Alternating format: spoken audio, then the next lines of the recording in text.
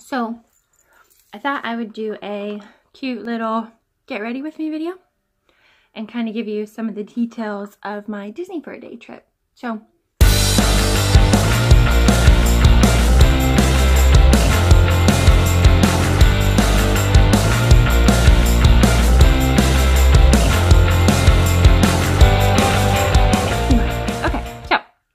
for starters, I went to Disney the other day on a Disney for a day trip.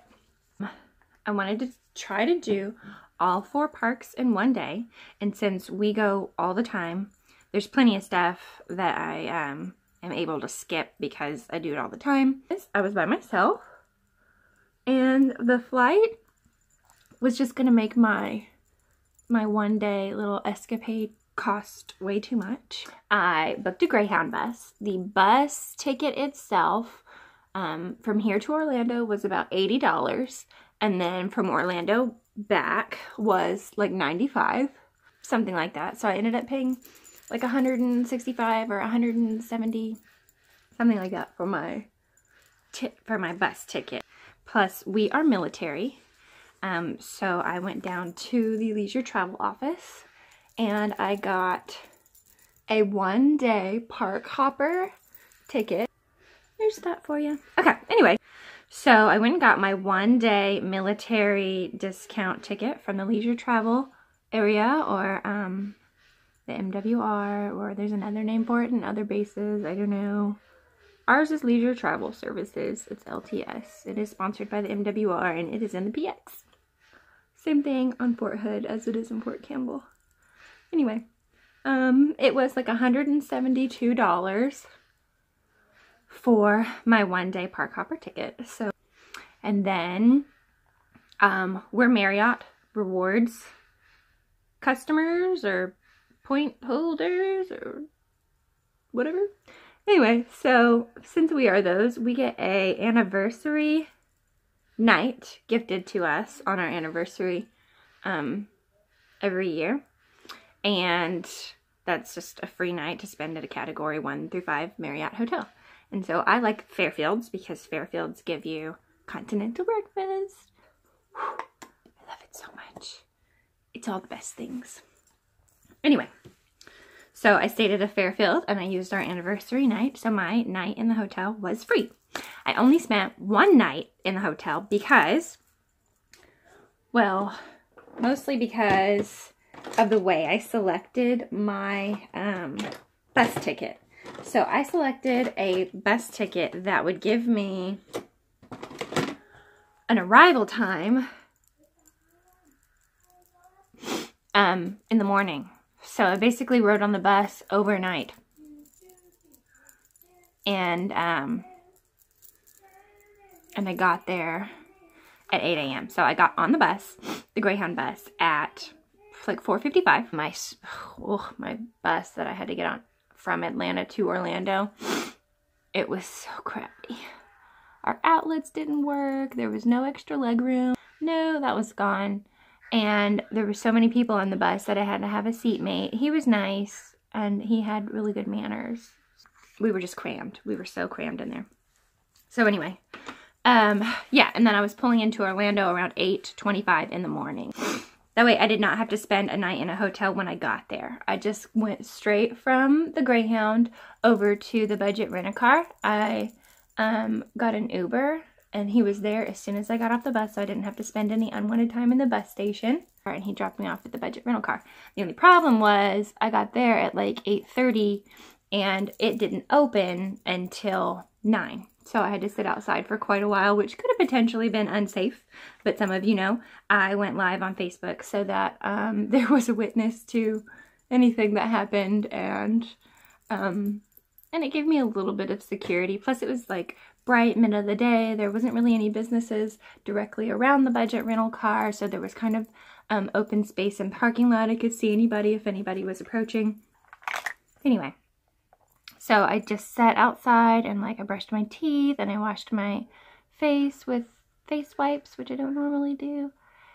And I just kind of like got ready, did all my makeup sitting outside the budget car place.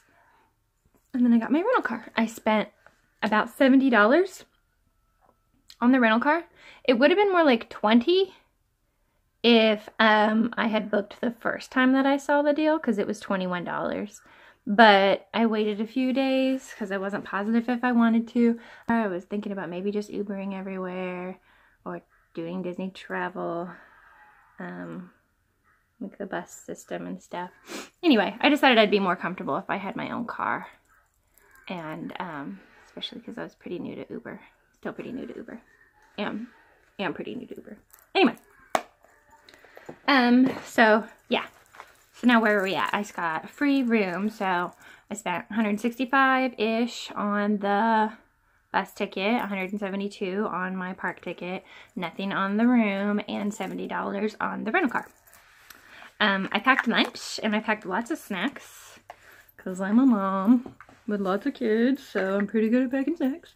And I just ate my snacks, and I packed these little tuna packs that my kids really like. And that, look at all that dust. Sorry, we are moving. And so my room and all my stuff is pretty dusty. It's kind of, you know, when your stuff is, you think your house is clean and then you move things and it's like, ew. So I guess that pretty much sums up my cost. I did spend a good bit of money on souvenirs because I brought back something for each kid. Brought back something for my hubby, or I got myself something. So we spent a good money on souvenirs. And I did get one meal. I really love the mini corn nuggets, which are just mini corn dogs, at Casey's Corner. I like live for them and wait for them all year, or because it doesn't take me a whole year to go back to Disney. But it's usually about 8 months. And I wait so that I can get those corn nuggets from Casey's Corner. So I did spend money on that as far as a meal goes. But other than that, I just packed my snacks and lived on my snacks for those 3 days. And then my bus ride back, I left, so I went to the park all day, went to the parks all day, and then I checked into my hotel around probably 10 p.m. and slept in until like 8:30 or 8, and then I got up and went down to the Continental Breakfast. Woo, love it, miss you. And then I probably checked out around 10 so I could go over to Disney Springs really quick, and I had to be back at my car rental place by 12. And then turned in my car and Ubered back over to the bus station, and the bus took off at 1. So, and then I drove pretty much throughout the day and the night. And my hubby picked me up in Nashville at 1:45 in the morning. And then I came home and I slept in as late as I could because it was a snow day. So it worked out really great. I guess I should tell you guys about whether or not I made it to all 4 parks in one day. So, the answer is, I would have, but I didn't. I absolutely could have, because there was a special ticket that I was going to purchase to spend the late evening at Hollywood Studios. So that evening from 10 p.m., the park closed at 10 p.m., Hollywood Studios. And then from 10 p.m. to 2 p.m. was a party that you could buy a special ticket for if you were accompanying someone invited to the party.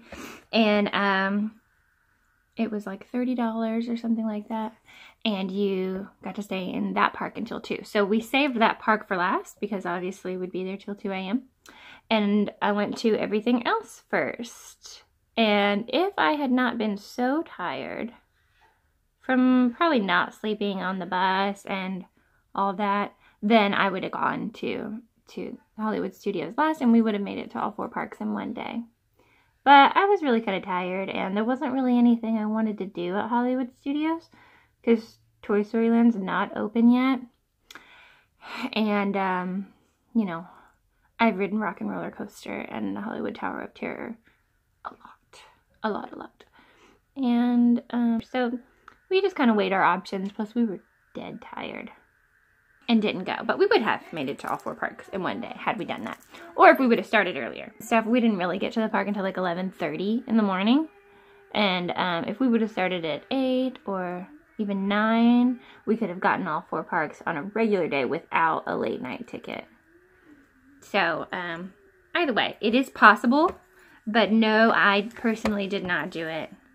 Because we chose rest over a super late night at a park that is not really anybody's favorite. It's not. I'm so sorry, Hollywood Studios. Look, when you open Toy Story Land, you're going to be somebody's favorite.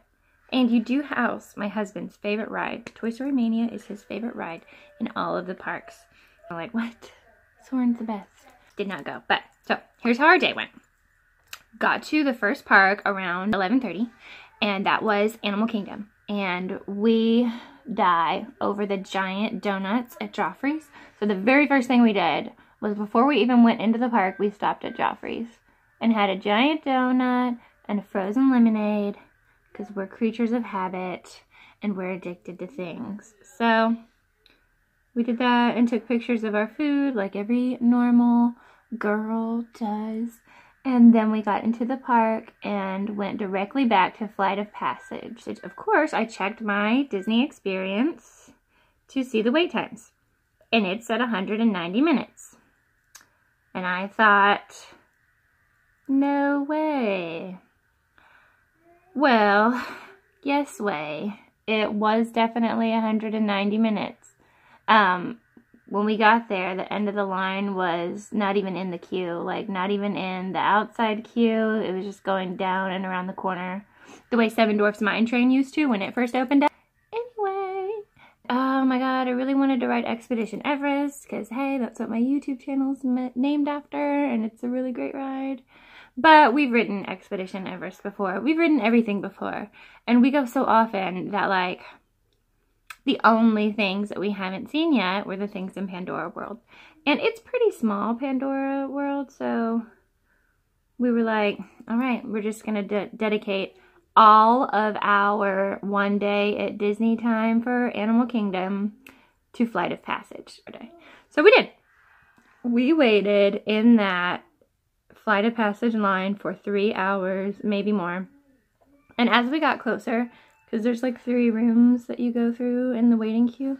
As we got closer, we had some cast members around us, and they were really sweet and chit-chatted with us and stuff. And we found out that they were operating at half capacity because they have 4 rooms that they send people to ride out of. And only 2 of them were up and working for most of the time until like right before we got on. And then they were at full capacity again. And the line moved a little bit faster. But honestly, it really wasn't that bad. I mean, I would never wait 3 hours for any other ride, probably ever again, especially a ride I've ridden before. I've ridden everything, and so it was kind of like, I have to ride one of the Avatar rides. Like, I'm just going to have to devote that time. And so, it was really great. I wouldn't do it again for that amount of time, but I'd probably devote a good 90 minutes. I would stand in a good 90-minute wait time for Avatar again. And, it was good, guys. It was, I don't want to be a, like, spoiler alert. I want you guys to ride it for yourself. But it's kind of like Soarin' meets nothing. Nothing else compares.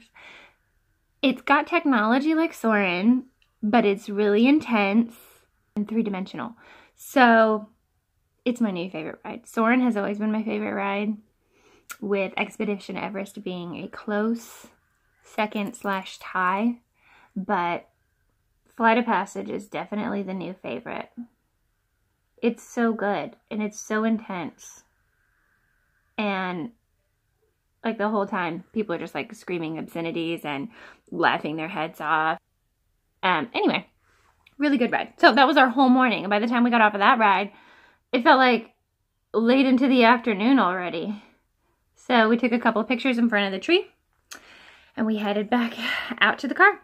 So, we went on Spaceship Earth first, and then we headed right over to Soarin' for our Fast Pass for Soarin', which was really fast.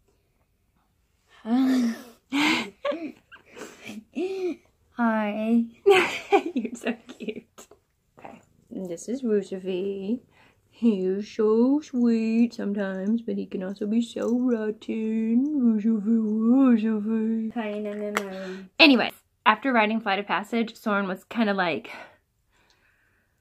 it was kind of a snooze fest. Oh my god, I can't even believe I just said that. Because I love Soren so much, and I always have since I was like 15. But Flight of Passage is, they did a good job. Anyway, yeah, we got Soren done, and then we had some time. We went to the World Showcase. We went all the way around, and we stopped at all the places that we love to stop. We had to get a funnel cake from the Americas, and we had to get some stuff at the China Pavilion for my son, because Kalen, he like loves China. I don't know what it is. He likes Chinese things. He likes Chinese shows, like ninjas, like. And then the African Outpost has this really delicious alcoholic hot chocolate. So we got to go all the way around the countries and do all of our favorite stops. Before the countries, we stopped at Club Cool, and I got some Thailand. Somebody tell me where I can get melon soda in the US. Please. So good. Anyway. And then we left Epcot. We took the monorail from Epcot over to Magic Kingdom. And as soon as we got in, the fireworks were already going. So instead of watching the fireworks, I really wanted to do, but I don't have my kids with me, so I can wait for that experience. Because God, I swear, the best, most magical, and I'm a crybaby when it comes to Disney, but the best part of like the whole day at Magic Kingdom is at the end of the day when my babies are watching the fireworks and I get to kind of just sit back and go like, wow. And we never ride Jungle Cruise. We never ride Jungle Cruise. So we were like, let's ride Jungle Cruise because we never ride it and blah, blah, blah, blah. We never ride it because, yes, just like Spaceship Earth, it's iconic, and we rode Jungle Cruise, and it was a total snooze fest. Sorry, Jungle Cruise fans. It just was. At the end of a very exciting day. It was kind of anticlimactic. So anyway, we rode Jungle Cruise, and then we got off and we went and ate Casey's Corner, because we wait all year or all 8 months or 6 months until our next trip to eat at Casey's Corner. So we went and we had our corn nuggets at Casey's Corner.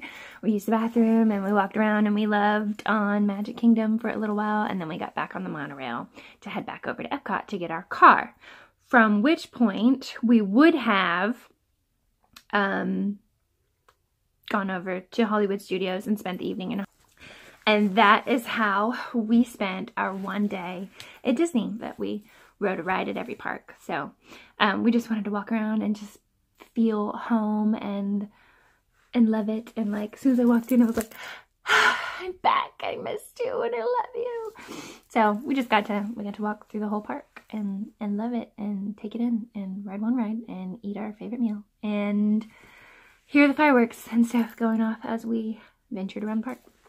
And I went to sleep and I woke up and I had continental breakfast and I took my time and I went to Disney Springs and I bought the Epcot bracelet. I'm slowly adding to my Alex and Ani collection, and I got some ganachery and turned in my rental car, got back on the bus, and went all the way straight through home. If you need any help planning your one day at Disney, or your several days at Disney, or a combination of Disney and Universal, I do it all. So give me a call. It's shalyssa at magicalmousetravel.com. I will put all the information down in the comments below, and I got you back. Sometimes planning Disney is stressful and it's hard and it takes a lot of intricate planning. So just let me be the one to worry for you, and you just sit back and don't have any stress and enjoy your trip.